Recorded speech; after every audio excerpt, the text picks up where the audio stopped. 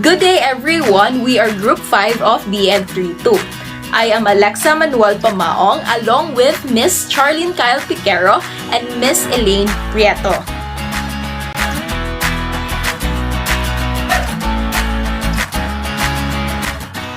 To formally begin our class, let us put ourselves in the holy presence of the Lord in the name of the Father, of the Son, of the Holy Spirit. Amen.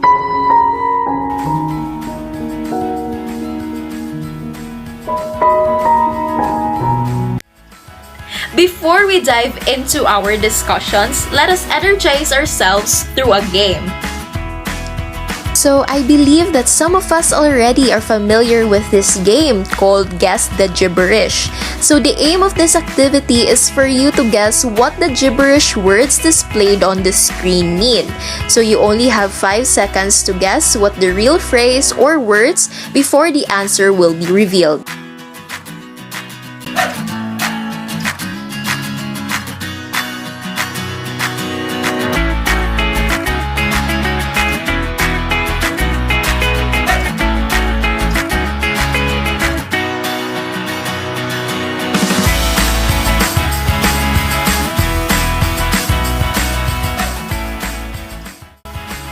Great job everyone! You have guessed correctly the gibberish.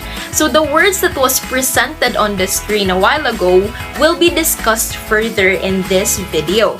But first, let us read the learning objectives. For our learning objectives, at the end of the teaching demonstration, the students are expected to recognize the wide variations in childhood motor skills, identify skills that would be considered closed or open within a variety of sports, and appreciate the importance of motor skills in physical activities. Our first topic is expect wide variations in childhood motor skills. So what do you have in mind when we say children develop at different rates and in different ways? Experiencing developmental growth is a natural part of our lives as humans and even animals to experience that. So as future elementary teacher, it is important to take note that elementary age children go through series of development and that every child grows and develops at different rates and in different ways. Some develop faster than the others, while some develop slower. But over time, all children will catch up in the end.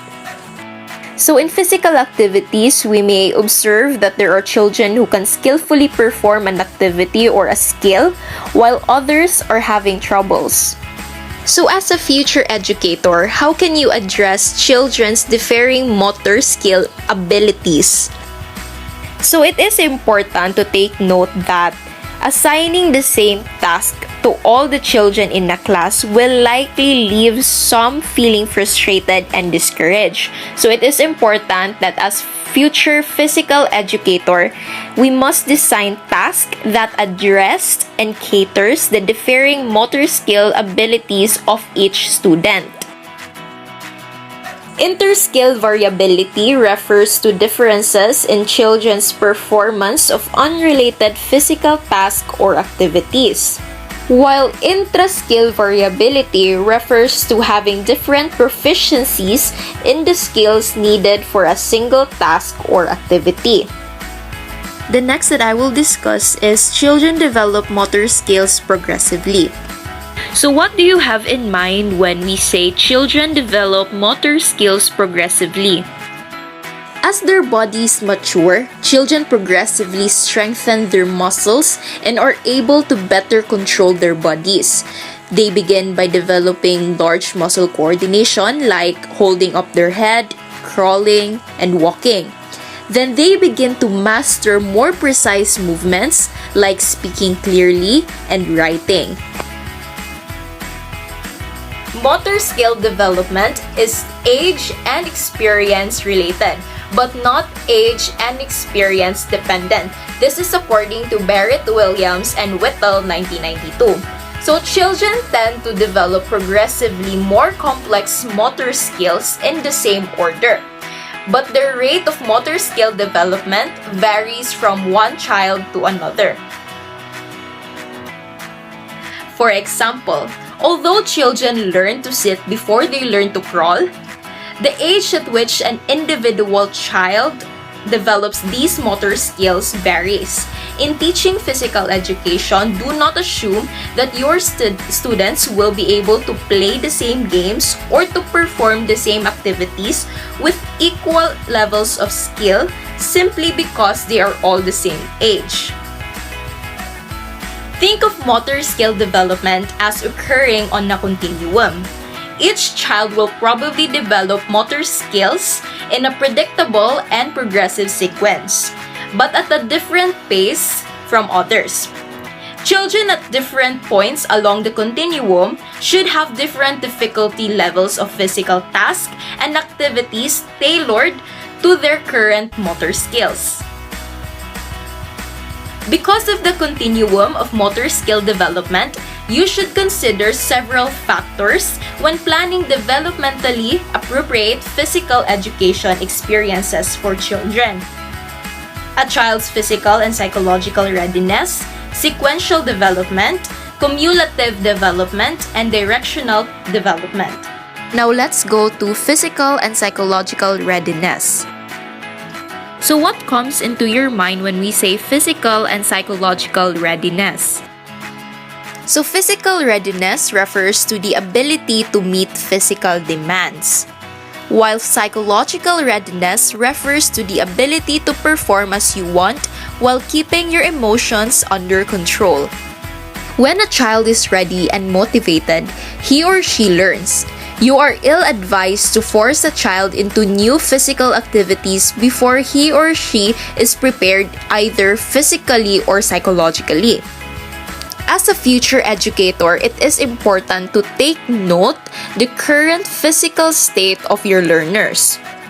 Also keep in mind that their psychological state is also important because the child's state of mind about a physical task affects motor skill acquisition as surely does his or her physical readiness. If a child is not performing a skill correctly, the task may be inappropriate for his or her current state of readiness. Plan a variety or easily modified physical tasks so students can work at their own level of readiness and motivation. For the continuation of our group report, let me introduce myself first. I am Charlene Calpiguero and I'm going to discuss sequential development. Now, what comes into your mind when we say about sequential? Yes, very good. It is pattern. So, we can say that sequential is the stage of development for any process of growth happen in a prescribed sequence. Typically, there are many tiny changes which are nearly imperceptible, and they are simply a map to help us understand the transformation. So, children develop motor skills in a sequential and orderly fashion, learning simple skills before more complex ones, according to Haywood and Getchell 2001. So, we can clearly say that children develop their motor skills in a sequential. So it means it has a specific process of development where from simple to complex. Researchers also noticed two predictable sequences in children's motor skill development. First, they tend to develop motor skills starting at the head, moving toward the feet. This pattern is called cephalocaudal development. So, the cephalocaudal development refers to the general pattern of physical and motor development followed from infancy into toddlerhood and even early childhood, whereby development follows a head-to-toe progression. Second, children tend to develop motor skills from the trunk or midline out to their extremities, a pattern called proximodistal development. So when we say proximodistal, it is the tendency for more general functions of limbs to develop before more specific or fine motor skills. It comes from the Latin words proxim, which means close, and dis, meaning away from, because the tense essentially describes a path from the center outward. So sequential development will affect children's range of activities during physical education. They run before they can skip, and they are likely to catch before they can climb. For this reason, you should introduce tasks in the appropriate order. So, when teaching physical education, of course, you need to follow the sequential development. You need to undergo a process from simple to complex. Like for this sequence, from walk to run to leap to jump to hop to gallop to slide and to skip. So the first 5 locomotor skills are singular or simple movement. The last 3 are more complex, combining at least 2 of the first 5 skills.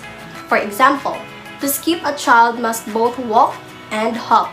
Physical education tasks that reflect the pattern of sequential development will increase your students' success and overall sense of achievement. So when you apply the sequential development, the child will learn different skills, and the rate of development refers to the speed in which a children will develop. Now we'll move on to cumulative development. So what comes into your mind when we say cumulative? So in simple definition, cumulative is increasing or increased in quantity, a degree, or force by successive additions. While sequential development is in effect a naturally occurring sequence of potentials to learn new motor skills. Sequential development, however, doesn't describe how a child actually learns a new skill. Children acquire new motor skills by gradually building on or incorporating previously learned skills, a pattern called cumulative development. So in cumulative development, it talks about how children acquire new skill. So when a child is developmentally ready to acquire a new motor skill, the best pattern of instruction is progressive and sequential. When a child acquires new skill, sequential development happens. So it is where the process undergo from simple to complex skills. For example, teach students to kick a stationary ball, then teach them to kick a slow-moving ball, and finally a fast-moving one. By gradually building skills, children can stand on a solid foundation as they try progressively more difficult versions of a physical skill. When cumulative development, children build on or incorporate previously learned motor skills when acquiring a new one. From the example given, the skill acquired from simple to complex. Now we have the directional development. Even after acquiring a motor skill, children and most grown-ups don't perform at the same level every time. Researchers call this skill variability directional development. A child's decline in performance does not necessarily mean that an acquired skill is disappearing. Setbacks in motor skill performance can result from a growth spurt, a lack of practice, or an injury. Children like to be recognized for what they can do at a given time. So keep your physical education plan flexible. Provide movement experiences so that students can advance their motor skills on a given day.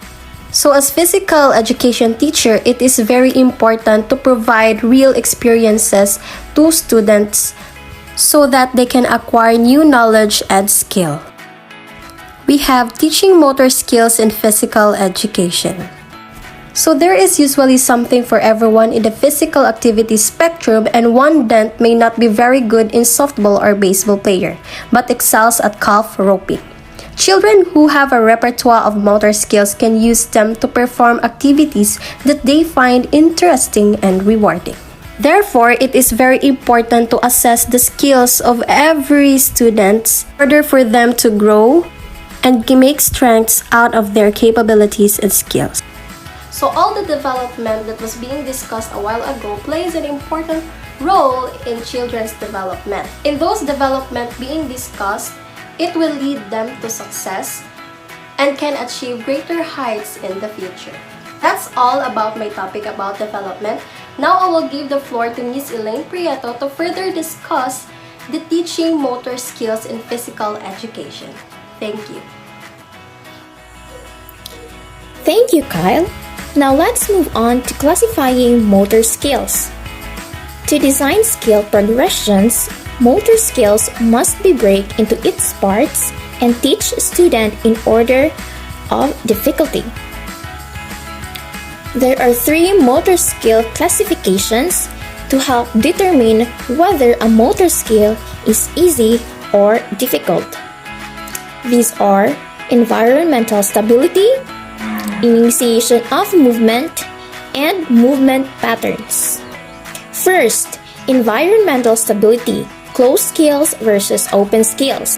One way to assess the difficulty of motor skill is to observe the performance environment, the object or person to be acted upon. Simpler, closed skills are performed in stable and predictable environments, whereas more difficult open skills are performed in changing or unpredictable environments. For the environmental conditions of closed skills, there should be no movement of objects, no opponents or teammates, and low speed or stationary. Examples: striking a stationary object such as a ball off a tee, throwing a ball at a target on the wall, shooting a free throw in basketball, jumping over a stationary rope, and shooting an arrow at a still target. For the open skills, in the environmental conditions, there must be movement of objects, opponents and teammates, and has normal speed. Examples: striking a ball from a pitcher, throwing a ball to a moving partner, making a layup in basketball while defended, double dutch jump roping, and shooting a bullet at a moving play target. A motor skill is determined to be open or closed in one of three ways. First is the mobility. The question, is the student acting on moving object, must be noted. For example, in track and field, in the high hurdles, the hurdles there is the environment, which doesn't move when someone jumps over. So hurdle jumping is considered as closed skill. Second is the number of children involved. It is a skill that requires working with a partner. For example, kicking a ball back and forth while moving down the field is an open skill because one child has to act what the other is doing and respond to the moving ball. If both children are stationary and the ball is the only moving object in the environment, the skill is considered a closed skill. And lastly is the speed. It is which an object moves affects the stability of the environment. It is easier to respond to slow-moving objects, reducing the instability of the environment. For example, a ball tossed slowly is easier to catch than one thrown at full force.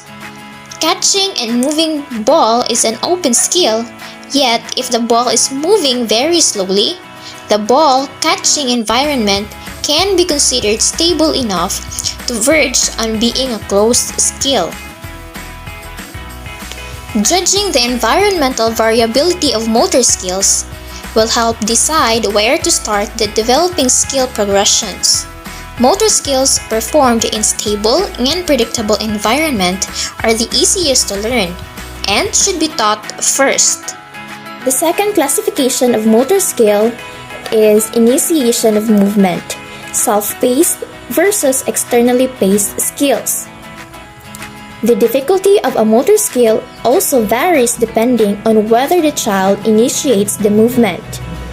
If a child initiates a motor skill when he or she is ready, the skill is self-paced. On the other hand, if a motor skill is initiated in response to an outside circumstance, the skill is externally paced. For example, bowling is a self-paced skill because a person throwing a bowling ball can decide when to execute the movement.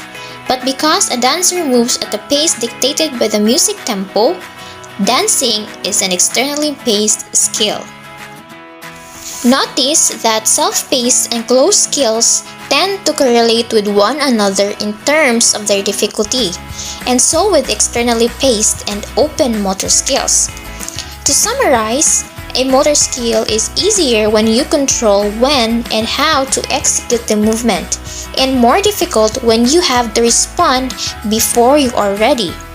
So when developing skill progressions, you should give children motor skills they can initiate at their own pace before asking them to attempt externally paced skills. And the third classification of motor skill is movement patterns, discrete and serial skills. Whether open or closed, self-paced and externally paced, a motor skill has a beginning and an end. Looking at whether a motor skill happens once, twice, or many times can also help you to assess its relative difficulty. For discrete skill, it happens once and that has a distinct beginning and end. It is the easiest. For example, batting a ball or jumping over a box is a discrete skill. On the other hand, a serial skill has two or more discrete motor skills performed in sequence, and it is more difficult. Example, a softball fielder catches the ball and throws it into another player is a serial skill. Therefore, it is important to plan skill progressions, teaching to perform discrete skills as the foundation for serial skills. So that ends my discussion, and thank you for listening with me, with Miss Kyle and Miss Alexa. Have a great day, and thank you everyone for listening.